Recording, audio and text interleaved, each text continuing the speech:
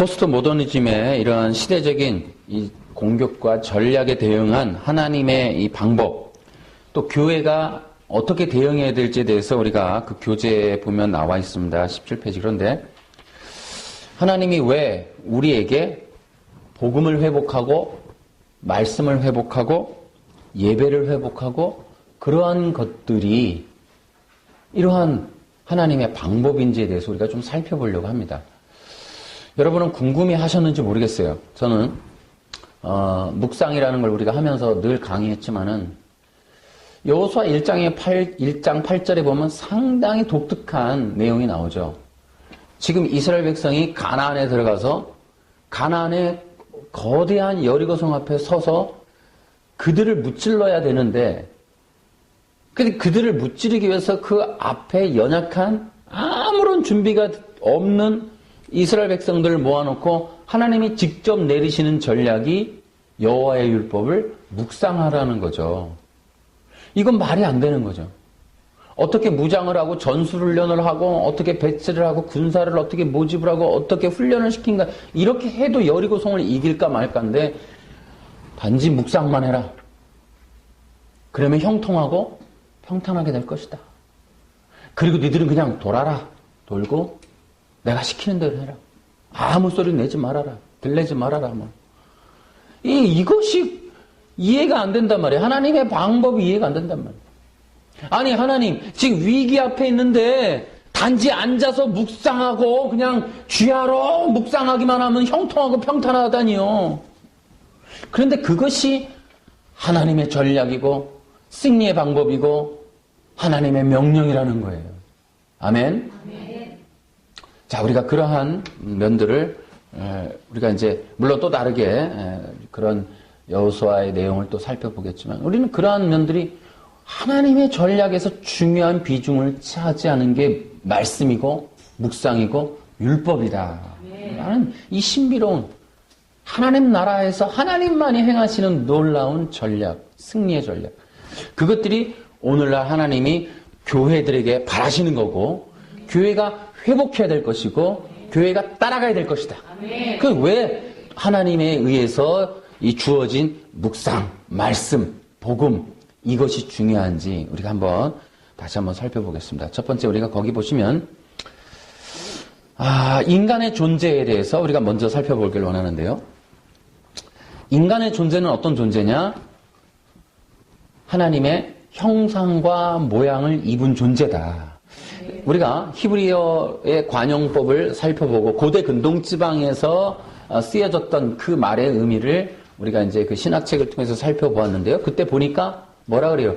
형상과 모양이라는 건 외모적인 어떤 겉에 이런 모양이 아니라 그 뜻은 하나님, 왕 같은 존재라는 의미를 담고 있더라. 우리가 그것을 배웠습니다. 그래서 인간이라고 하는 존재가 얼마나 가치 있고 놀랍고 위대하고 영광스러운지, 또 하나님의 왕 같은 하나님의 왕적인 그러한 이 모습을 카피되었다라고 할 때 그 의미는 하나님의 권위, 하나님의 능력, 하나님의 영광을 덧입었다. 그것이 하나님께서 주신 것이고 하나님에 의해서 주어진 것이다. 그러므로 그것을 통해 알 수 있는 건 와우, 인간이란 엄청나게 위대한 존재고 가치 있는 존재고 영광스러운 존재다 라는 것을 우리가 알 수 있어요. 그래서 이제 이러한 존재에게 하나님이 이제 언약을 맺는 거예요.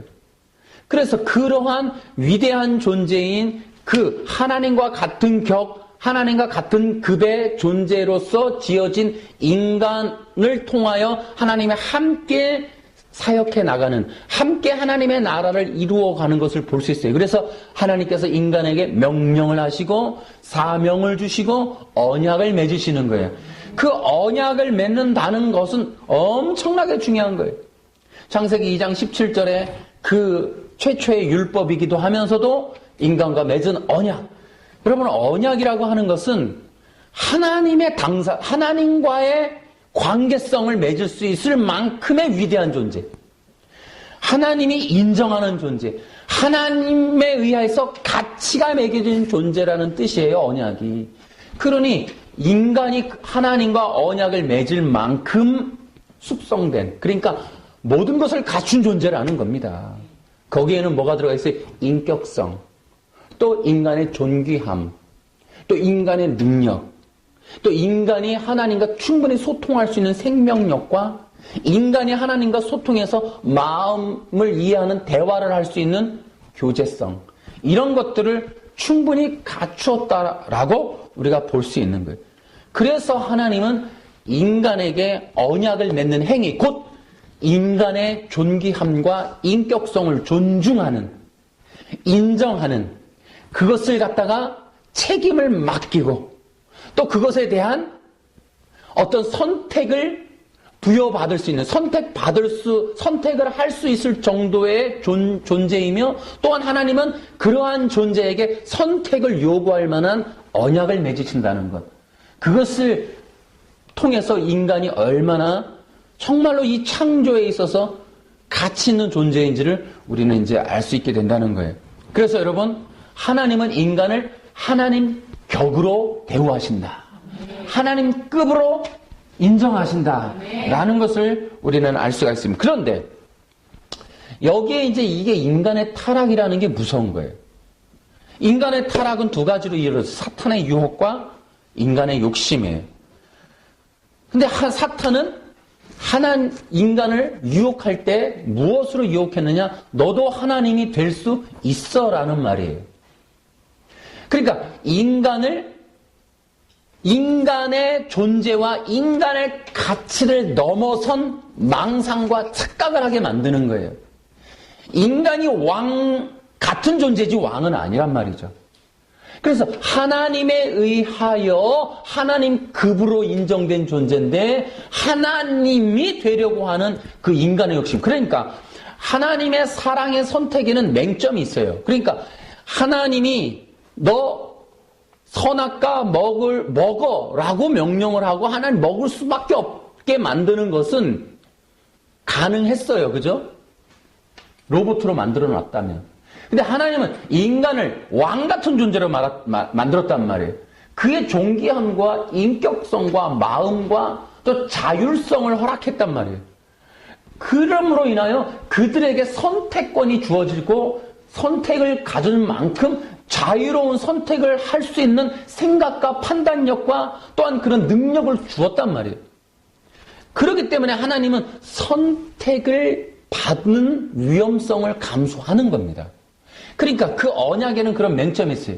자, 여러분, 선택을 받을 수 있는 언약을 맺었다는 건요, 하나님이 얼마나 인간을 존귀하게 여겼는지를 알 수가 있어요. 여러분, 진정한 사랑이 뭔지 아십니까? 진정한 사랑은 강제적인 것이 아니에요. 진정한 사랑은 인격과 마음에 의해서 받아내는 겁니다. 선택권을 받아내는 거예요. 아멘? 절대로 인간이 강압을 해서 넌 나만 바라봐, 나만 쳐다봐, 나만 사랑해라는 것은 사랑이 아니에요. 그것은 폭력이지. 요즘에 그래서 인격성을 훈련받지 못한 비성숙, 어린아이 같은 마음, 또 비인간화된 마음을 가진 사람들이 데이트 폭력을 하는 거예요. 데이트 폭력이라는 게 뭐예요? 강압적인 사랑을 요구하는 거예요. 그것은 비인간화예요. 비인격성이에요. 절대 사랑이 담보되어 있지 않아요. 사랑이라고 하는 것은 그의 가장 귀한 마음의 선택이 주어지는 것이 사랑이에요. 하나님이 인간에게 그것을 원하시는 거예요. 하나님은 성도들과 그 사람들이 자원하여 스스로 마음으로 깊이 뜨겁게 하나님을 사랑하는 영광의 예배를 바라시는 거예요. 억지로 예배 앉혀놓고 전화해서 앉혀놓고 믿게 하고 오게 하고 하는 게 아니에요. 진짜 신앙과 진짜 예배는 기쁨으로 자원하여 드리는 거예요. 그것을 기뻐하는 그 마음. 근데 이 인간들이 오해를 해서 또 뭐 여러 가지 또 원리가 있습니다. 자, 이제 그런 얘기들을 통해서 하나님은 인간에게 사랑을 받기를 원하신다.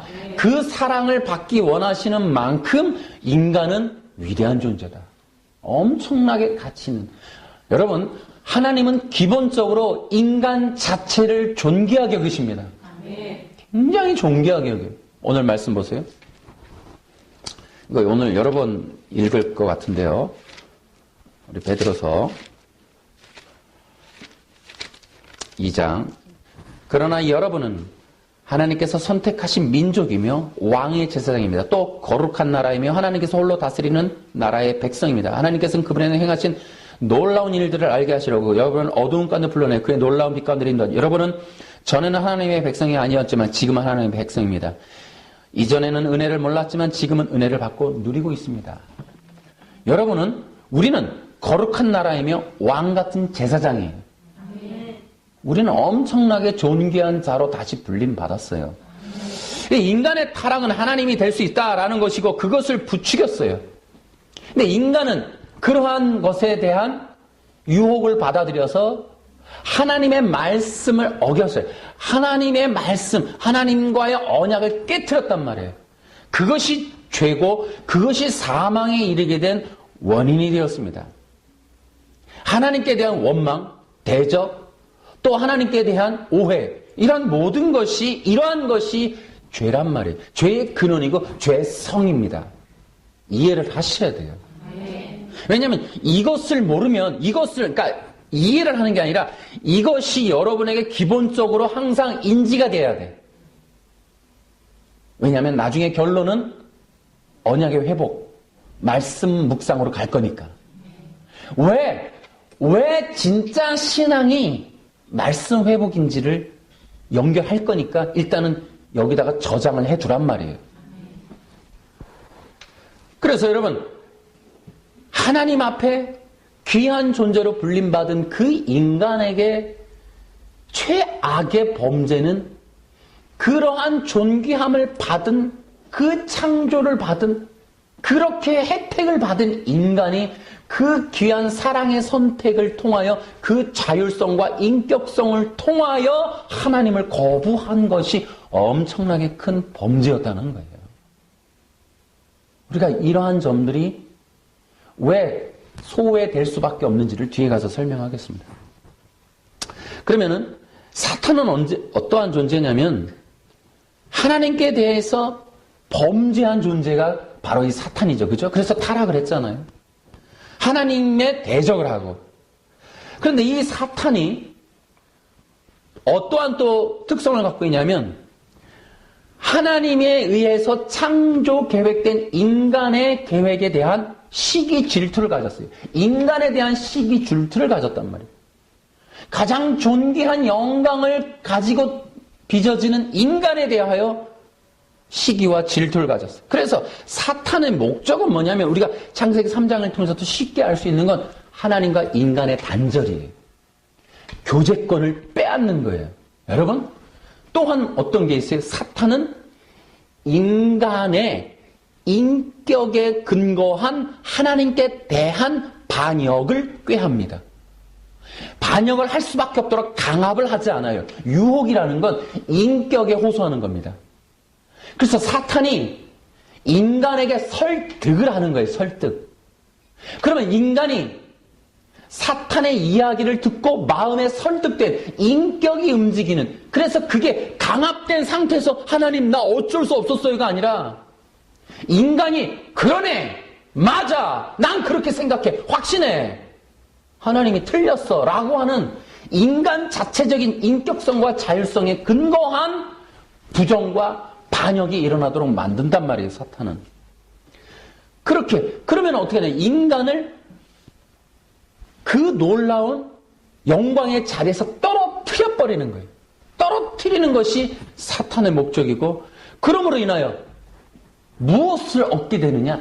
인간이 가진 영광스러운 형상과 모양을 박살을 낼 수 있는 거예요. 죽음으로 인하여 인간에게 주어진 영광스러운 왕의 그 권위를 찬탈해버리는 거예요. 그것을 박살내고 제거하고 뽑아버린단 말이에요. 그래서 인간의 죽음이라는 것은 뭐예요? 진정 하나님으로부터 부여받은 놀라운 은혜를 다 잃어버리는 거예요.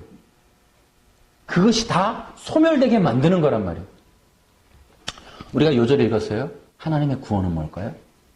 소멸된 인간의 원래 하나님께서 주셨던 놀라운 은혜를 회복하는 것.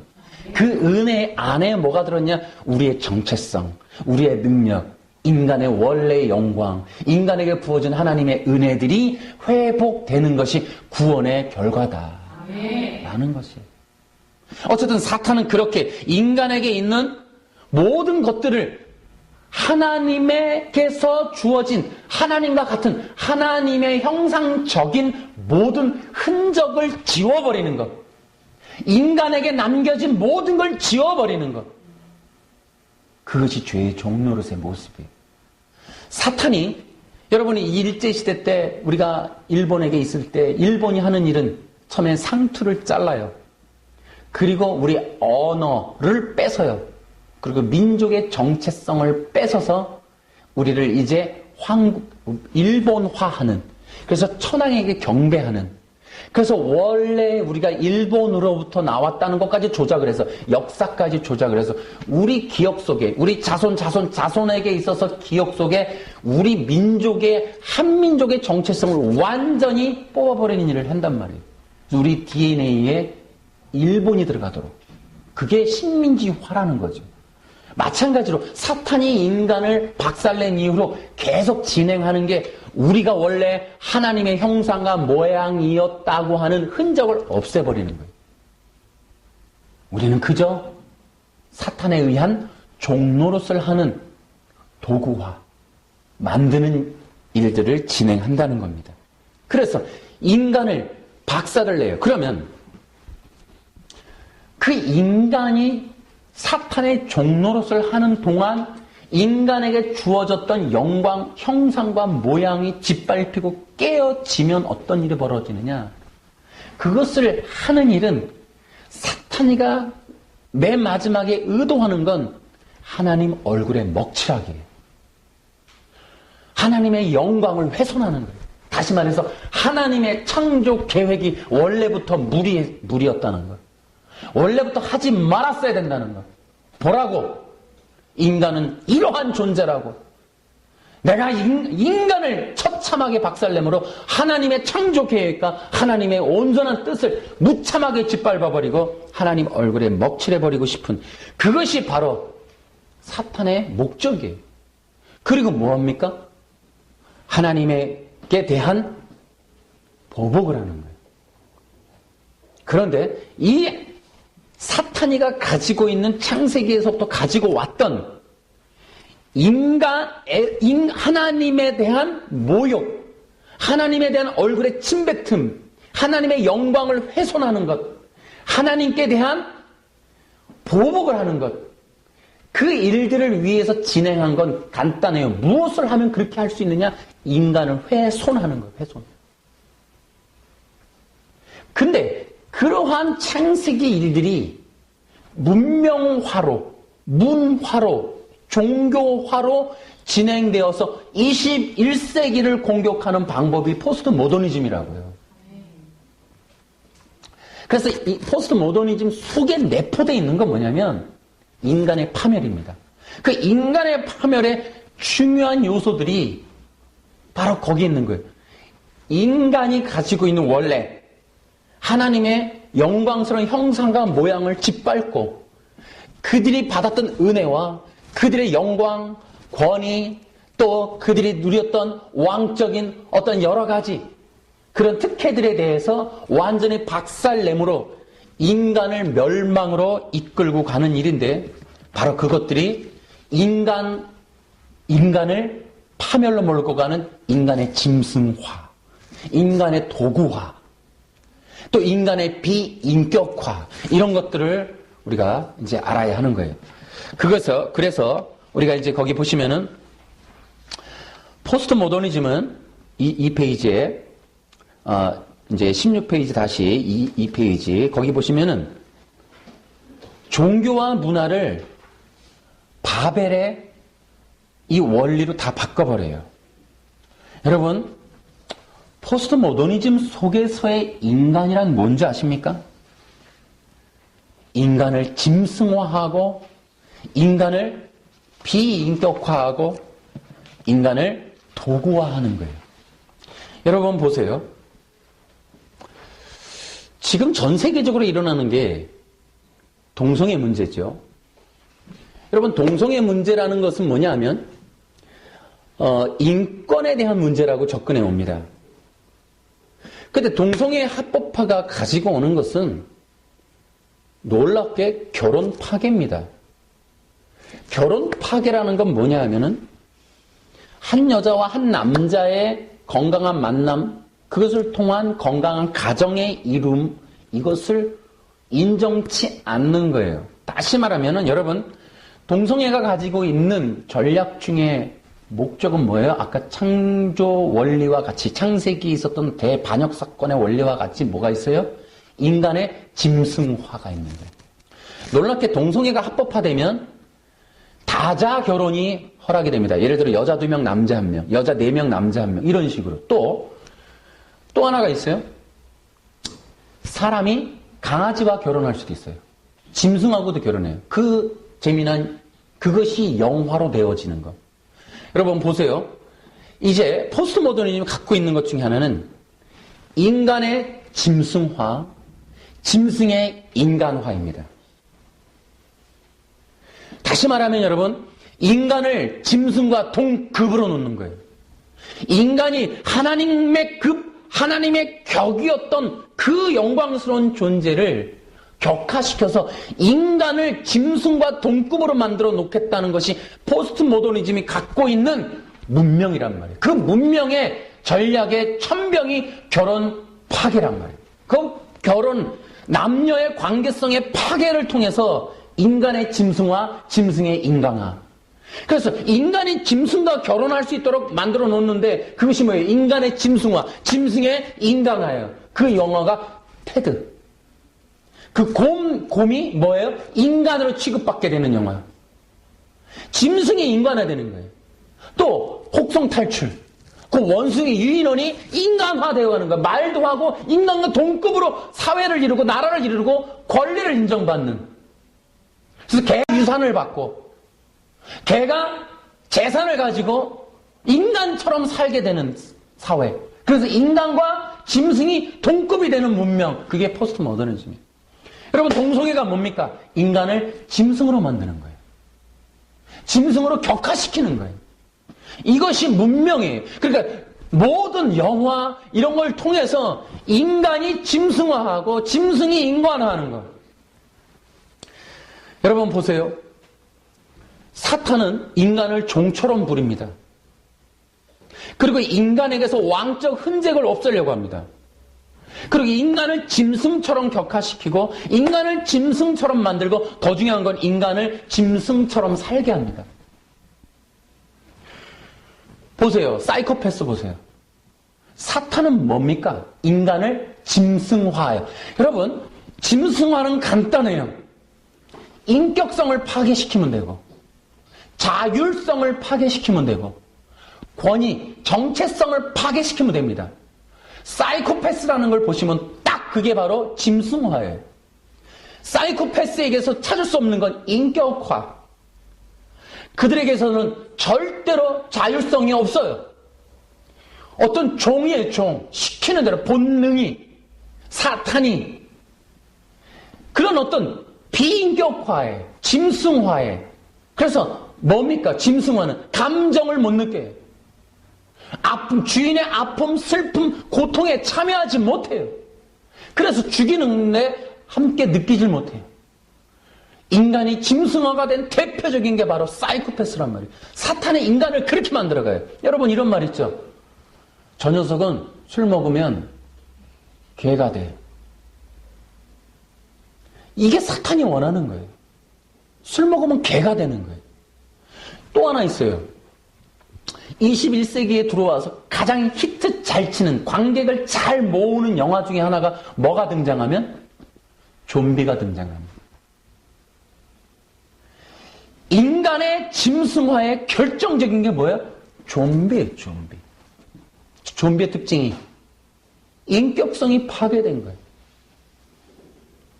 권위, 영광, 하나님의 형상, 기쁨, 감사, 또 즐거움, 이런 게 사라진, 이것이 없는 짐승. 여러분, 우리가 대학교 합격했다고 걔가 막 좋아갖고 눈물 흘립니까? 걔는 몰라요. 그 기쁨, 감사, 참여할 수 없어요. 진짜 구원받은 자는 어때요?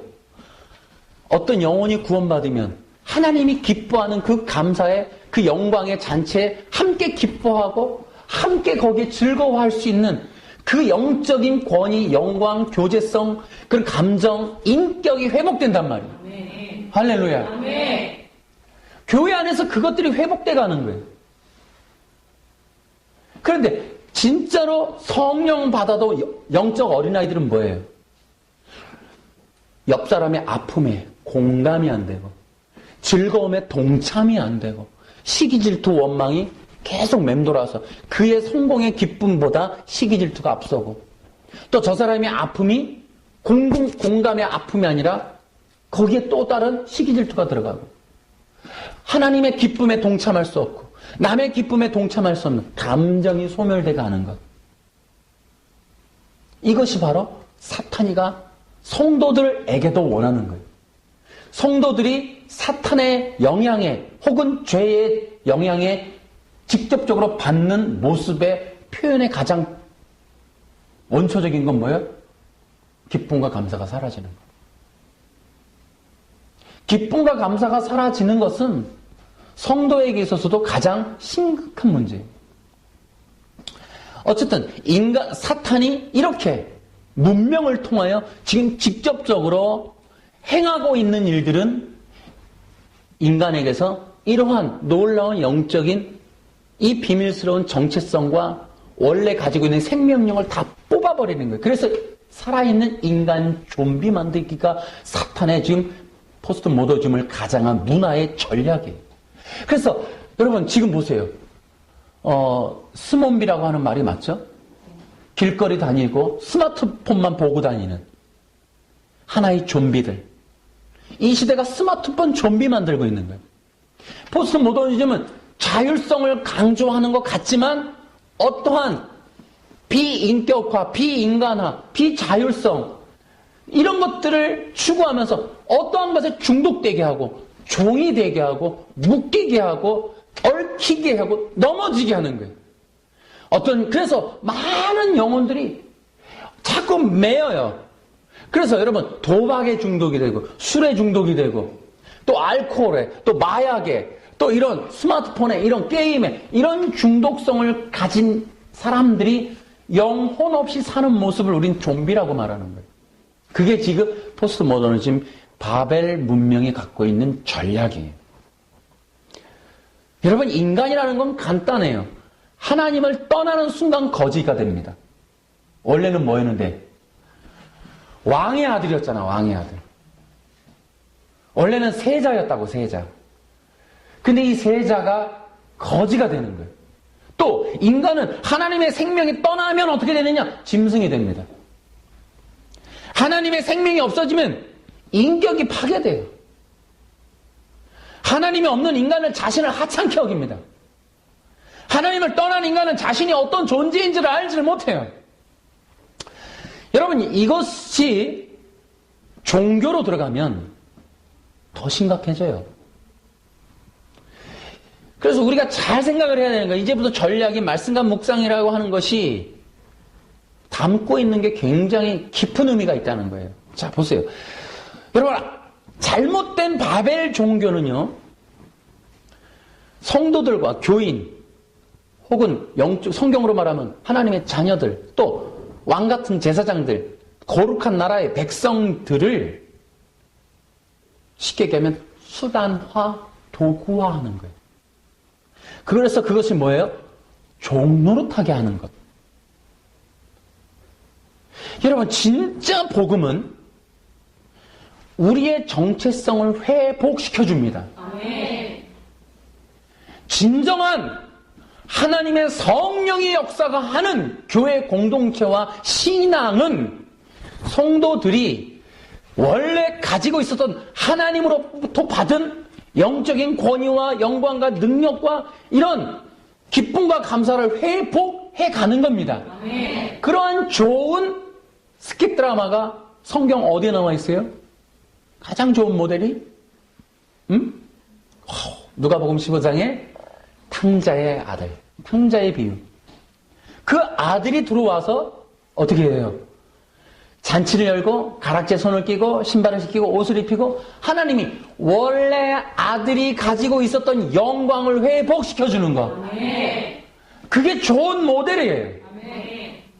여러분, 구원받은 성도들은 하나님이 그렇게 대우하십니다. 그런데 이단들이 잘못된 종교는 성도들에게 있어서 수단화 도구화해요. 그런데 사람이 도구처럼, 예를 들어 그 북한의 열병식 할 때 착착착 기계처럼 움직이고 중국 아이들 착착착, 이게 잘 되는 게 뭡니까? 이게 이렇게 잘 되는 거는 인격성과 개성화, 개별성을 뽑았기 때문에 그렇게 되는 거예요. 그 사람들에게 있어서 자율성과 인격과 그러한 것들을 뽑으면 그렇게 공산화가 쉽게 이루어져요.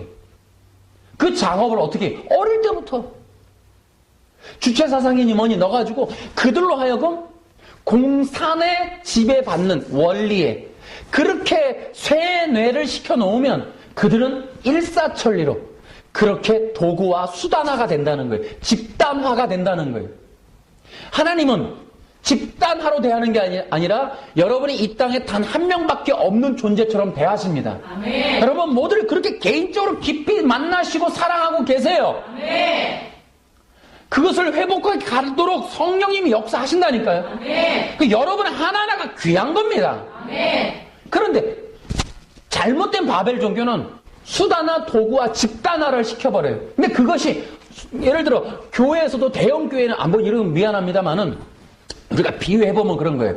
자꾸 사람들이 도구화되는 현상이 있고 집단화되는 현상이 있고 수단화되는 현상들이 있을 수 있어요. 그들에게 있어서 여러분 의심 들게 합니까? 아니에요. 다 뽑아와요. 세뇌시켜서 그들이 집단적인 체제와 의식 속에 갇히게 해요. 그래서 그들을 종노릇하게 만든단 말이에요. 어떤 종교들은 예를 들어 15만 명, 17만 명 저렇게 모았던, 지난번에도 보니까 상암 월드컵 경기장에 모아놓고 5분 동안 그 사람이 지나가는데 그 치어리딩을 하고 거기에 또 섹션을 하게 하고 이렇게 해서 추앙하게 하는, 단 5분 동안에 그런 섹션을 위해서 며칠 동안 사람들을 동원해가지고 행사에 맞는 의식을 치르게 하고 훈련을 시키고, 단 한 사람의 영광을 위해서, 단 한 사람의 교주를 위해서 사람들을 도구와 수단화, 집단화 시키는 것이 바벨 종교에 물들었다고 보는 겁니다. 그게 사탄의 종교가 가지고 있는 특징이에요. 아멘? 아멘. 여러분 그렇지 않아요. 하나님의 나라는 그렇게 하지 않습니다. 하나님의 나라는 절대로 하나님의 자녀들을 수단화, 도구화, 그 다음에 집단화를 이루지 않습니다. 아멘. 얼마나 놀라운지 몰라요. 그래서 이단들은 인격성을 뽑아요. 그래서 그냥 세뇌를 시켜버려요. 생각하고 묵상하고 그런 어떤 사고하는 체계를 없애버리고 그냥 넣어버리는 거예요. 암기하라는 거예요. 그냥 알고 있으라는 거예요. 그냥 무식하게 그냥 주입만 하는 거예요. 이것이 인격성을 뽑아버리면 그렇게 가능하다니까요. 그러면 그 사람들은 생각할 겨를 없이 판단하고 마음속에서 선택하고 할 겨를도 없이 그저 일방적으로 수단화, 도구와 집단화 되어서 따라가면서 아무 생각이 없게 되는 거예요. 그러면 단 한 사람만 남게 되는 거예요. 단 한 사람. 그래서 그 사람들은, 무리들은 좀비가 되는 거예요. 좀비. 어떤 좀비? 그 교리, 그 교회, 그 교주, 그 집단을 위한, 그 종교를 위한 좀비로 남아있고 단 한 교주를 위해서 헌금하는 그저 앵벌이로 전락하게 되는 현상. 이게 바벨 종교란 말이에요. 이것이 제가 되게 죄송하지만 드러나 있는 이단에게만 나타나는 현상일까라는 걸 여러분이 잘 기억하셔야 돼요. 어쨌든 저는 그렇습니다. 정통 교회는 이것과는 완전 차별화돼야 돼요. 그래서 진정한 목회라는 거는, 그래서 굉장히 힘들어요. 진정한 목회. 하나님도 맹점을 갖고 있다고 얘기했잖아요. 강제할 수 없다는 맹점. 타락을 시키지 않을 수도 있는 강제력을 동원하지 않는다는 것. 인간의 선택, 인간의 사랑, 인간의 자율성, 인간의 인격성에 전적으로 맡겨놓는다는 것. 여러분, 진짜 목회가 어려운 건 정말 이런 부분이에요. 그래서 강제하고 그런 것들이 부담이고 싫어요. 정말 기쁨이 있을 때는 어떨 때냐면 자원하여 예배하고 하나님을 찾고 기도하고 찬양하고 하는 것들이 스스로 자원해서 기쁨으로 감사와 감격으로 하나님의 은혜에 대한 반응으로 나타날 때 그게 기쁜 거예요. 그게 옆에서 지켜볼 때 정말 그것이 제가 배우게 되는. 그래서 목회자도 하나의 성도일 수 있는 게 그 모습이 감동이 되고 그게 때로는 도전이 되고 그게 때로는 교육이 돼요. 목회자들한테. 성도들이 하나님과의 인격적 교제에 의해서 자라날 때 물론 곁에서 말씀으로 교육으로 이끌어주지만 정말 그들의 그 깊은 하나님과의 교제가 그들을 끌고 가는 힘이 되게 되는 것. 너무너무 아름답습니다. 어떻게 여러분 목회자만 의존한다는 건 어리석은 일이에요. 목회자가 해야 될 일이 있지만 그것은 하나님과의 관계를 대신할 수는 없습니다.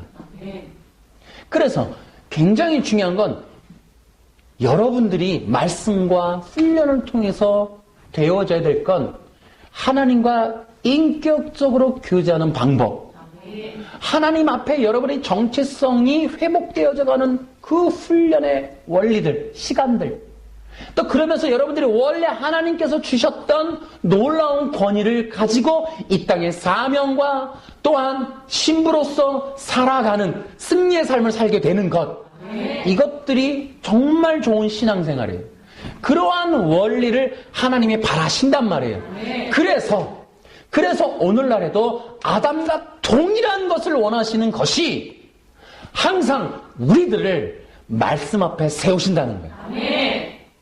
그리고 원하시는 것은 너가 이 말씀에 의지하여 나의 뜻, 나의 말, 나의 법을 너가 기쁨으로 존중하여 지켜줄 수 있겠니?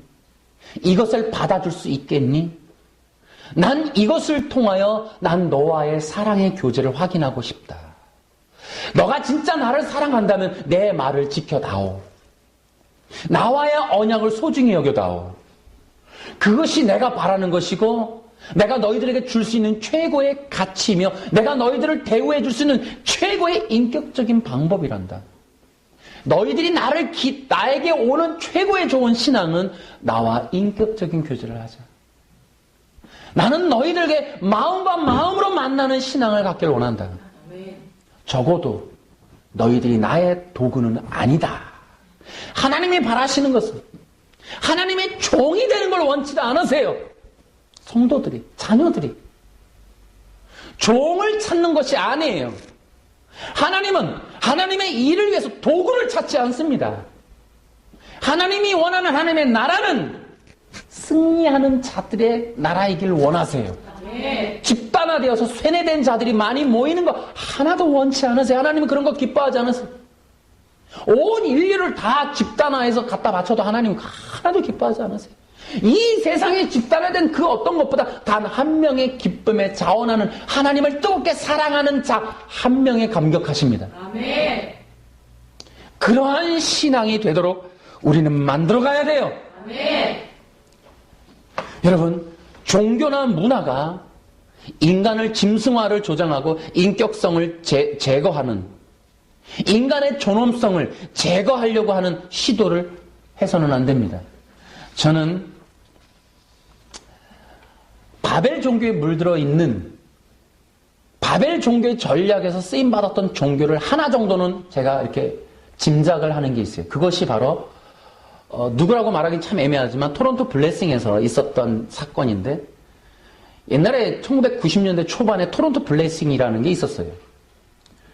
그때 한국교회도 주목을 했었고 또 많이 그 이후에 책과 또 영상을 통해 알려졌는데 그들에게 어느 날 갑자기 성령이 임하셨다는 거죠.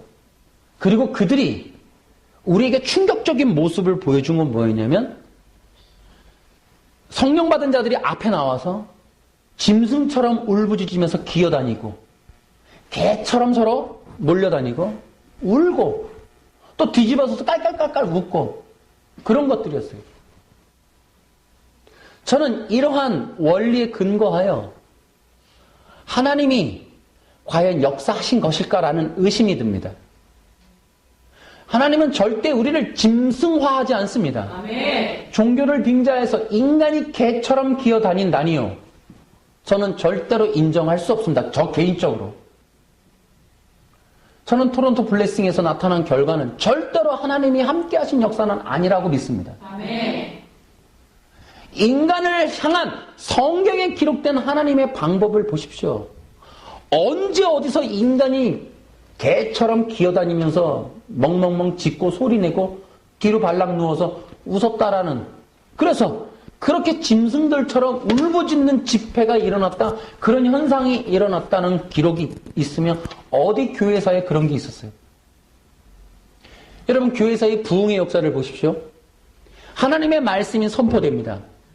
그러면 듣는 회중이 그걸 듣고 자신들의 죄를 깨닫고 회개합니다. 아멘. 그리고 그들이 회개라는 건 뭐예요? 자신들의 무지와 범죄를 토해내고 하나님께 잘못했음을 시인하고 그 말씀대로의 삶으로 돌아가는 것을 부흥이라 그랬어요. 아멘. 그래서 어떻게 해요?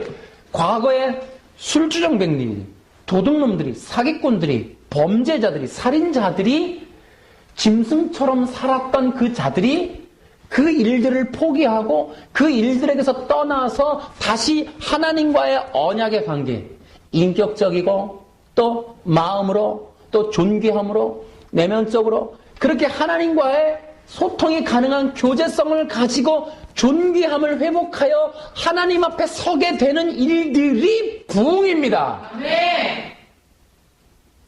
다른 일들이 아니에요. 짐승처럼 울부짖는 사람들이 많아졌다고 부흥이라고 말할 수 없습니다. 그것이 어떻게 블레싱입니까? 그 저주죠, 저주. 인간이 짐승화가 되는 건 하나님의 역사가 아닙니다. 아멘. 사탄이 조장하는 겁니다. 아멘. 그것이 우리나라에 유입이 됐기도 했었어요. 보십시오. 저는 늘 강조하지만 성령의 기적을 소망합니다. 아멘. 그러나 여러분, 제가 신비주의를 경계하자고 하는 건 바로 그런 거예요.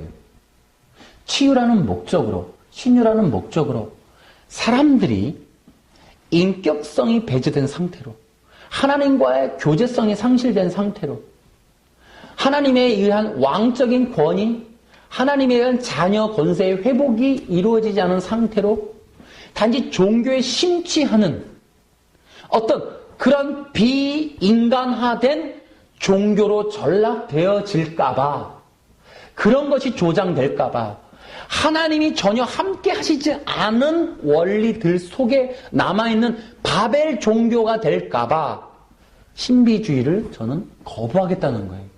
그런 것들을 경계하자는 거예요.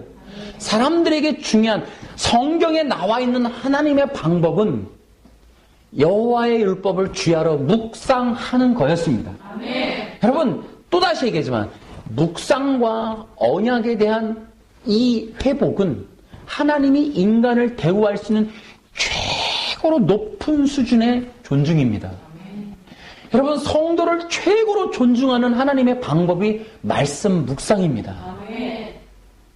그것을 통하여 말씀과 말씀으로 깊이 나누고 교제하는 것이 하나님의 뜻이에요. 그것만큼 하나님이 인간을 정말로 존중히 여기는 것은 없습니다. 오늘날 교회가 포스트 모더니즘과 바벨 종교와 문명으로부터 구별되고 이것을 버리고 이러한 흔적들을, 바벨 종교의 흔적을 버리려면 철저하게 포스트 모더니즘의 전략을 알고 이겨나가야 합니다. 그들은 종교라는 이름을 갖고 있지만 비인간화, 비문명화, 또 비자율성, 비인격성을 조장해서 사람들이 원래 회복된 이런 왕적인 존재, 거룩한 제사장의 일들, 또 하나님과의 관계성, 이러한 것들을 전부 배제한 채로 체험, 또 그런 종교적인 맹목성, 또 집단화, 최면화, 무지성, 이런 걸로 인해서 사람들을 덮어가는 것, 종로로 시켜버리는 것, 노예화시키는 것.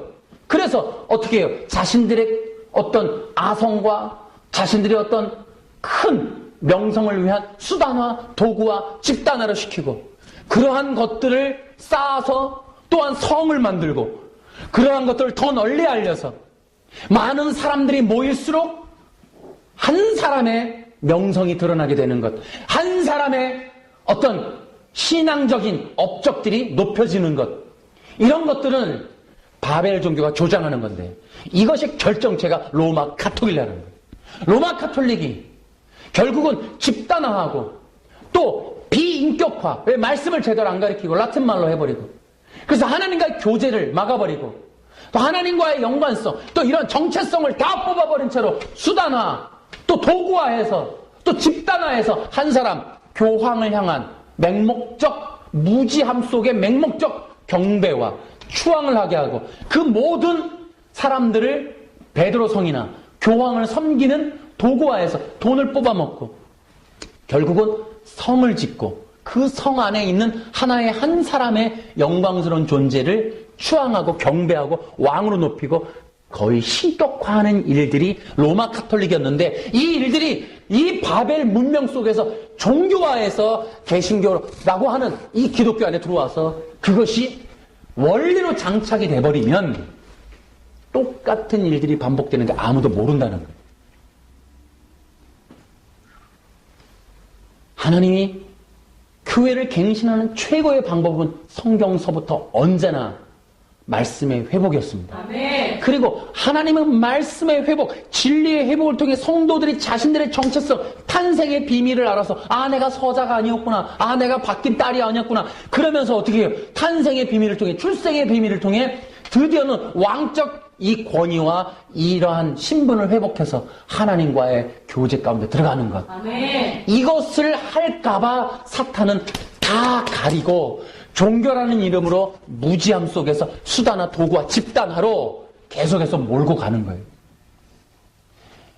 교회가, 종교가 비인격화를 조장한다면 거부하십시오. 여러분이 도구화되고 있다면 의심해 보세요. 여러분이 집단화, 뭔가 최면화되고 있다면 의심해야 합니다. 하나님은 절대 그렇게 한 사람 한 사람을 그런 식으로 도구화하지 않습니다. 여러분, 어린아이 하나라도 하나님은 존중히 여겨요. 예수님이 그렇게 하셨습니다. 이 어린아이 하나를 소중히 여기라 했어요. 하나님은 그런 분이십니다. 예수님이 오셔서 찾으신 사람들이 대부분 누구예요? 죄인들과 병자들입니다. 사람들은 집단화, 수단화, 도구하는 사람들은 그렇게 처지고 가난하고 헐벗고 무지하고 연약하고 흠이 많은 자들을 내치고 성 밖으로 몰아내고 죄인이라고 정죄했지만, 예수님이 오셔서 하시는 일은 바로 그런 자들을 찾아가셨습니다. 38년 된 병자, 혈류병 앓는 여인, 눈먼 자들, 소경들, 문둥병자들을 찾아가셔서 세상에서 버림받은 자들, 종교의 도구로 쓰임받다가 버림받은 피폐한 자들을 찾아가서 한 사람 한 사람에게 내 아들아, 내 딸아, 나의 자녀들아, 나의 백성아 라고 하시면서 한 사람 한 사람을 전부 귀한 존재로 대우하셨습니다. 이 일이 하나님의 나라의 원리입니다. 그래서 하나님이 우리들을 오늘도 찾으시고 우리들을 통해서 하시는 귀한 사역 중에 교회가 포스트 모더니즘을 이길 수 있는 비법을 마치 여리고성 앞에 있는 이스라엘 백성에게 주시듯이, 얘들아! 여리고성이 이길 수 있는 방법은 주야로 여호와의 율법을 묵상해라. 묵상이라고 하는 것은 하나님의 말씀에 대한 신뢰와 진리를 깨달음과 하나님을 아는 것과 그 하나님에 대한 믿음이 들어가고, 여호와의 율법에 담겨있는 뜻은 믿음 플러스 삶이고 행동입니다. 그래서 어떻게 하라고요? 하나님을 믿으니 하나님의 뜻에 순종하는 삶으로 가라. 아멘. 하나님을 믿으니 침묵으로 여리고성 돌아라. 그러면 도는 삶, 직접 실천하는 삶, 아멘. 그것이 묵상에 담겨 있는 거예요. 아멘. 묵상에는 두 가지가 들어가 있어요. 믿음과 행동이 들어가 있습니다. 아멘. 그러므로 진짜 신앙은 믿는 것과 삶이 겸하는 겁니다. 아멘. 그래서 근데 그 삶의 근거가 어디에 있다? 여호와의 율법에 들어가 있다. 아멘. 그래서 오늘날 우리 진정한 성도들에게 있어서 해야 할 중요한 전투 전략의 핵심, 진정한 하나님의 나라라고 하나님의 군대라고 여기는 교회가 가져야 할 최대의 무기는 말씀입니다. 아멘. 진짜 성도들이라면 사탄을 이기고 싶다면 여호와의 율법을 쥐하러 묵상해야 합니다. 아멘. 그것이 엄청나게 중요한 거예요. 그러므로 저는 이렇게 얘기합니다. 그래서 중세시대 때 종교개혁의 구호가 오직 성경으로가 있는 거예요. 오늘날도 마찬가지. 그래서 여러분 진짜 개혁운동의 결과물의 교회는 오직 말씀만 남아야 돼요. 아멘. 그리고 예배는 절대로 짜여져서는 안 돼요. 기획되어지지 말라는 거예요. 조장하지 말라는 거예요. 사람들을 현혹하고 쇠뇌시킬 만한 걸 다 뽑아버리라는 거예요. 다시 말하면 세속주의 뽑으세요. 아멘. 경영학적 마인드서부터 방법론, 심리학 다 뽑으세요. 아멘. 그 자리에 성령의 역사만 남겨두세요. 아멘. 그리고 우리는 기다려야 해. 아멘. 성령님이 역사하시도록. 아멘. 그리고 말씀만 전하면 됩니다. 아멘. 그리고 그들이 자원하여 믿는 자들이 믿음으로 하나님 앞에 헌신하고 나아오도록 성령님만 역사하시도록 모든 걸 기름기를 빼야 돼요. 아멘. 목회와 예배와 교회와 프로그램과 모든 시설 속에 기름기 쫙 빼고 그 자리를 인간의 원리, 인본주의를 뽑은 자리에 성령님이 역사하시도록 우린 뒷자리로 가야 돼요. 아멘. 이제부터 여러분에게 필요한 건 말씀과 성령입니다. 아멘. 오직 여러분들이 이제부터 갱신되어지고 개혁되고 주님의 나라로 회복되어지는 사람들이라면 이제 말씀 앞에서 성령의 감동을 따라 가십시오. 아멘. 그렇게 회복되는 놀라운 일들이 교회적으로 일어나야 돼요. 아멘. 그래서 진정한 개혁교회는 힘들고 어려울 수도 있는 것은 사람들이 즐거워할 만한 게 없고 사람들이 호기심을 가질 만한 게 없고 사람들이 유혹될 만한 게 없고 욕심에 부합하는 게 없고 남아있는 거라고는 달랑 말씀만 남았단 말이에요. 그래서 그 말씀 하나로 성도들이 인격성을 회복하여 자율성을 가지고 선택하고 기뻐하고 감사하고 자원하고 헌신하고 충성하고 순종하는 선택을 기다리는 일들, 그런 것들이 성령에 의해서 충만해진 상태의 교회를 이루는 건 이 포스트 모더니즘 시대 속에서 무진장 어렵다는 거죠. 많은 사람들이 자기중심적이고 또 세속주의에 물들어 있기 때문에 자기 자신이 자원하기보다 뭔가 쇠뇌당하고 이끌어주고 보고 체험하고 느끼고 촉감을 느끼고 감정적인 어떤 그러한 충만한 상태를 좋은 거라고 여기기 때문에 그런 거를 따라간단 말이죠.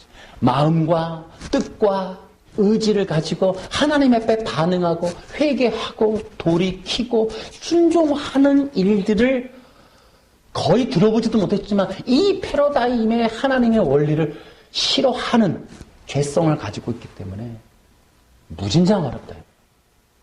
그렇게 하기에는 한국 땅에서 개혁적인 개혁주의로 말씀만으로 목회하기에는 무진장 어렵다는 거예요. 그럼에도 불구하고 여러분들은 그 길로 가셔야 합니다. 아멘.